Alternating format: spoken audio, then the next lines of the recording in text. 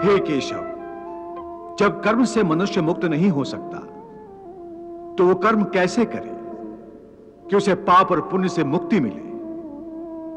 हे पार्थ, इसका तरीका यह है कि मनुष्य फल की इच्छा त्याग कर कर्म को अपना धर्म समझकर करे। फल उसे अवश्य मिलेगा, परंतु इस फल का वो विधाता का इच्छा समझकर स्वीकार करे। ज्ञानी पुरुष इसी योग को अपनाकर कर्म योगी बन जाते हैं।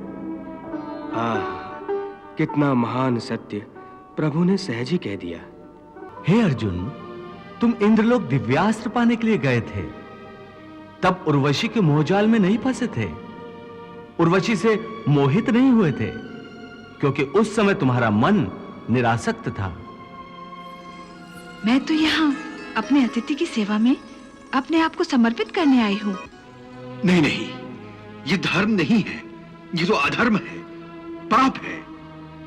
हे अप्सरा, मेरे लिए हर वो स्त्री जो मेरे विवाह बंधन में नहीं बंधी आदरणीय है, देवी और माता समान है। तो क्या पृथ्वी लोक का यही धर्म है कि पुरुष एक कामातुर स्त्री की प्रेम याचना को निर्दयता से ठुकरा दे?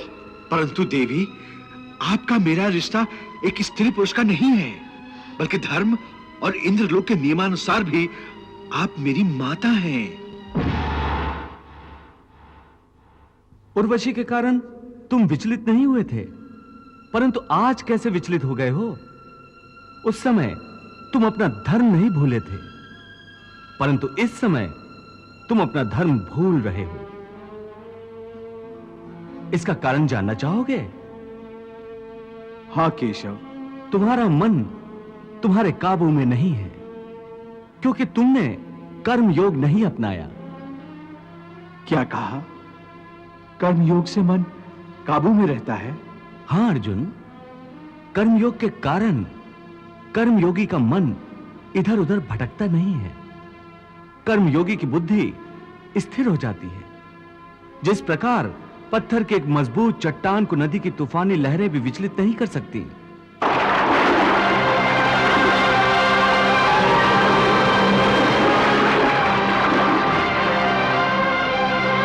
अथवा बहुत बड़ा जल प्रपात भी जिस पत्थर को नहीं तोड़ सकता, उसी प्रकार कर्मयोगी का मन भी न बाढ़ से विचलित हो सकता है और न भावनाओं के वेग से खंडित हो सकता है।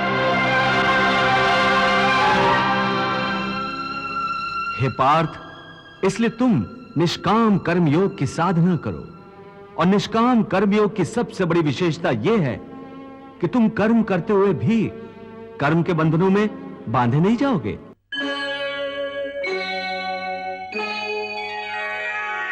हे कृष्ण, इसका अर्थ तो यह हुआ कि मोक्ष प्राप्त करने के लिए मनुष्य को पाप और पुण्य से बचने के लिए कोई कर्म ही नहीं करना चाहिए।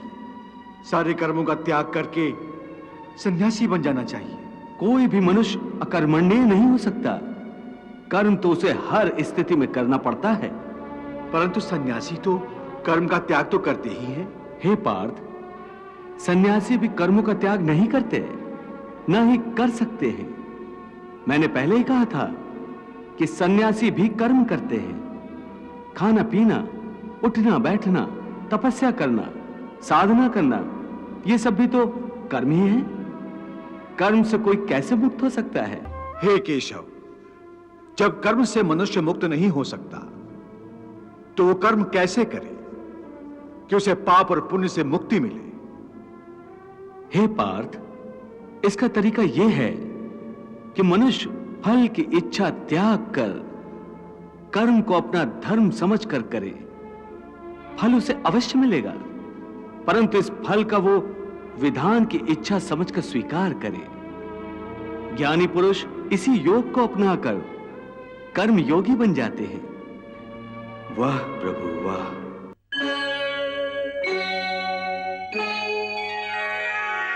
निष्काम कर्मयोग?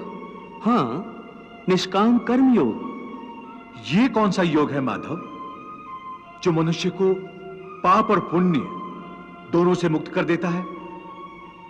ये एक गूढ़ विद्या है पार्थ। जो इसके रहस्य को समझ लेता है वो इस संसार में रहते हुए भी, संसार के सारे कर्म करता हुआ भी कर्म फल के बंधन से मुक्त रहता है। ये बड़ी अनोखी बात कर रहे हो केशव। मेरी बुद्धि अभी तक इसको ग्रहण नहीं कर रही। क्योंकि तुम्हारी बुद्धि पर अभी तक आसक्ति का पर्दा पड़ा हुआ है, और जो निष्काम कर्मयोग मैं बता रहा हूं उसकी बुनियाद ही निरासक्ति के आधार पर रखी गई है। हे अर्जुन, इस निरासक्ति योग को समझ लोगे तो तुम्हारे जीवन में पूर्ण शांति आ जाएगी। हे माधव, इस योग की साधना कैसे करते हैं? इस योग के नियम क्या हैं? उसकी साधना के लिए कोई हजारों वर्षों की तपस्या की आवश्यकता नहीं। इसकी साधना तो एक ही क्षण में हो जाती है। एक ही क्षण में? हां, एक ही क्षण में। जिस क्षण में प्राणी अपने मन का रवैया बदल लेता है, वही क्षण। परंतु हे केशव, कोई भी मनुष्य एक ही क्षण में आसक्ति को कैसे छोड़ सकता है? जब वो कर्म करता है तो उसके फल की आसक्ति तो उसके कर्म का हिस्सा होती है, जिसके अंतर्गत फल पाने की इच्छा से ही कर्म करता है। हे अर्जुन, बस यहीं से निष्काम कर्मयोग की साधना शुरू होती है। अर्थात तुमने कहा कि प्राणी फल पाने की इच्छा से ही कर्म करता है, परंतु निष्काम कर्मयोग यह सिखाता है कि फल पाने की इच्छा से नहीं, बल्कि अपना कर्तव्य पूरा करने के लिए, अपने धर्म का पालन करने के लिए कर्म करो। फल पर भरोसा रखकर कर्म मत करो, क्योंकि फल पाना तुम्हारे हाथ में नहीं, तुम्हारे अधिकार में केवल कर्म करना ही है।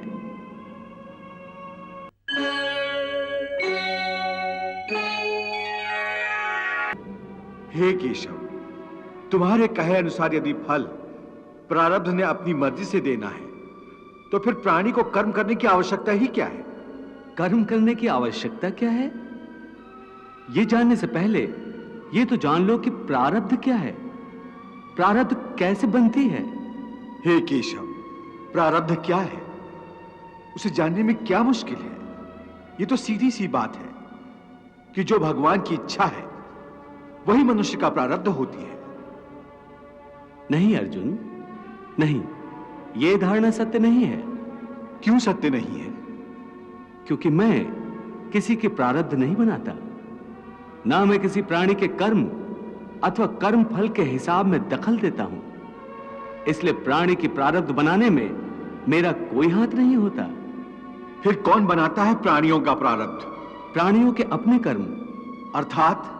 अर्थात ये कि प्राणी जैसे कर्म करेगा उसका वैसा ही फल पाएगा। अच्छे कर्म करेगा तो अच्छा फल मिलेगा, और बुरे कर्म करेगा तो बुरा फल पाएगा।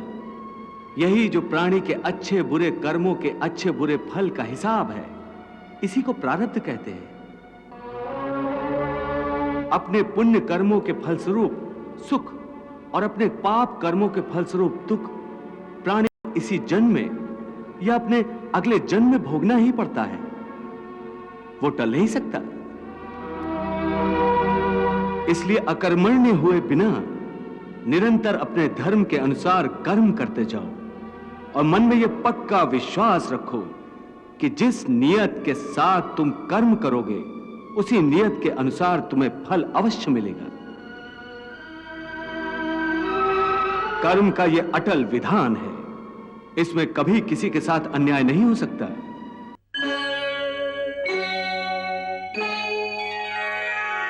हे पार्थ, तुम कर्म कर सकते हो, कर्म करने का संकल्प कर सकते हो, परंतु इसका फल पाना तुम्हारे हाथों में नहीं है।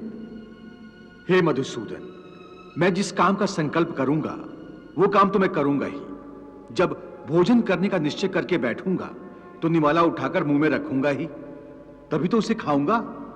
यदि वो खाने का निवाला तुम्हारे प्रारब्ध में नहीं है तो उसे तुम मुंह तक तो ले जाओगे, परंतु उस ग्रास का एक दाना भी अपने मुंह में नहीं रख सकोगे। हे अर्जुन, केवल कर्म का संकल्प ही प्राणी के अधिकार में है, उसका फल प्राणी के अधिकार में नहीं है। वो कैसे? मैं बताता हूं कैसे। पार्थ, तनिक उस दृश्य की कल्पना कि नगर धनवान के सामने बड़े स्वादिष्ट भोजन की थाली परोसी गई है। थाली सोने की है, गर्मा गर्म व्यंजन भरे हुए हैं, जिन्हें देखकर वो बहुत प्रसन्न हो रहा है।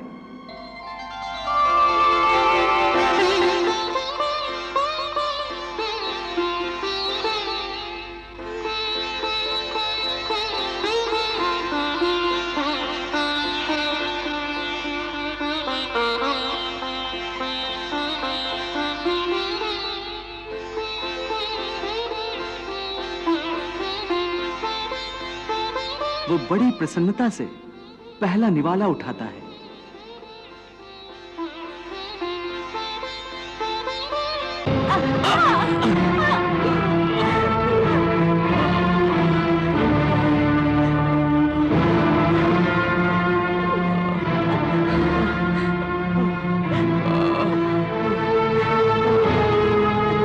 देख लिया कि प्रारब्ध में ना हो तो मुंह तक पहुंचकर भी निवाला छिन जाता है।